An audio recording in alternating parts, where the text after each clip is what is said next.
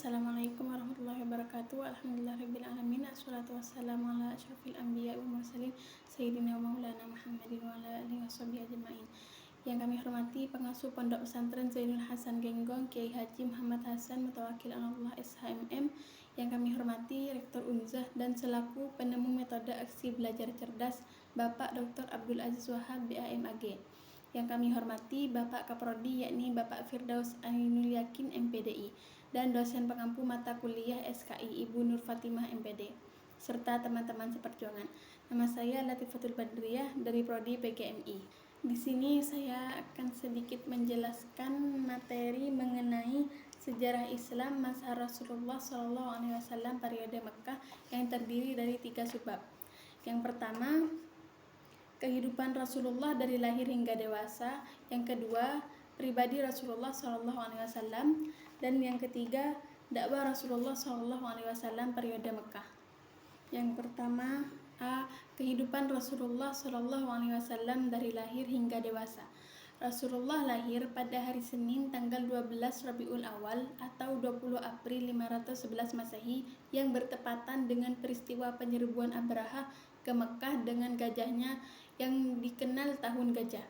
Nabi Muhammad SAW menjadi yatim sejak dalam kandungan karena ayahnya Abdullah bin Abdul Muthalib meninggal dunia sebelum beliau lahir. Setelah Rasulullah lahir, Abdul Muthalib mencari seorang perempuan yang mau menyusui Nabi SAW dan seorang wanita bernama Halimah bersedia menjadi ibu susu Nabi sampai pada usianya 4 tahun. Nabi diasuh oleh Halimah. Rasulullah kembali ke pangkuan ibundanya setelah terjadi peristiwa pembelahan dada. Kemudian pada usia ke-6 tahun, Nabi Muhammad SAW kehilangan ibunya, Aminah binti Wahab.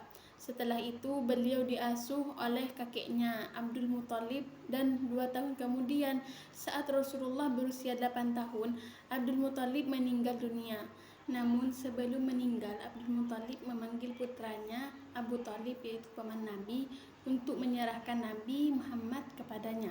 Dari usia 12 tahun, Abu Thalib mengajarkan Nabi berdagang dan mengembala. Pada usia 25 tahun, Nabi berdagang ke Syam dan menggunakan modal milik Khadijah.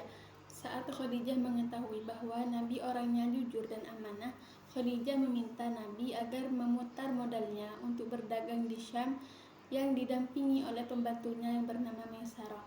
Kemudian dari perdagangan tersebut, ketika Khadijah mengetahui kepribadian Nabi, Khadijah seakan menemukan tambatan hati dan Khadijah menceritakan isi hatinya kepada temannya Nafisah binti Munabbi. Setelah itu Nafisah menemui Nabi untuk meminta kesediaannya menikahi Khadijah. Umur Khadijah saat menikah dengan Nabi ialah 40 tahun, sedangkan Nabi berusia 25 tahun. B. Pribadi Rasulullah SAW. Rasulullah memiliki kepribadian yang sangat luar biasa. Bahkan Aisyah radhiyallahu an, istri Nabi sendiri, mengatakan bahwa apabila kita ingin melihat akhlak Nabi Muhammad SAW, maka Al-Quran itulah yang mencerminkan akhlak beliau. Dan dalam Al-Quran surah Al-Qalam dikatakan bahwa akhlak Nabi Muhammad SAW adalah akhlak yang mulia. Kemuliaan akhlak tersebut menyatakan bahwa kesucian jiwa dan perilaku Nabi Muhammad SAW sebagai Nabi terakhir yang membawa risalah bagi umat Islam. Yang terakhir C. Dakwah Rasulullah SAW periode Mekah. Dakwah Nabi Muhammad SAW periode Mekah dapat dibagi menjadi 3 tahapan. Yang pertama, dakwah secara sembunyi-sembunyi. Yang kedua, dakwah secara terang-terangan. Dan yang ketiga, dakwah di luar Mekah. Pertama, dakwah secara sembunyi-sembunyi. Rasulullah mulai menjalankan misi dakwah setelah turunnya ayat surah Al-Mudaththir.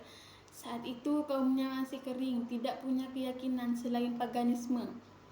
Dari dakwah tersebut, kaum muslimin yang pertama kali masuk Islam ialah keluarga, sahabat, atau kerabat beliau. Dan orang pertama yang masuk Islam tersebut disebut As-Sabiqun Al-Awwalun. Di antaranya Khadijah binti Khuwailid, istri Nabi.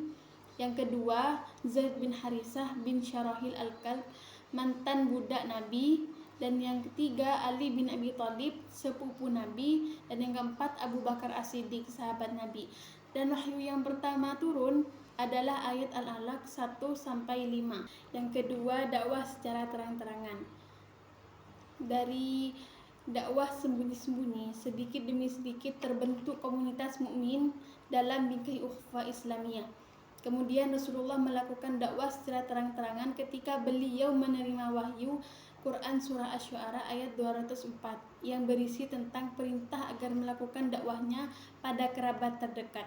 Dalam dakwahnya banyak hambatan yang dilalui oleh Nabi, mulai dari pelecehan, penghinaan, hingga mendustakan, yang bertujuan untuk merendahkan dan menjatuhkan mental Rasulullah dan kaum muslimin lainnya. Terakhir, dakwah di luar Mekah. Rasulullah memerintahkan kaumnya untuk hijrah ke tanah Habasyah.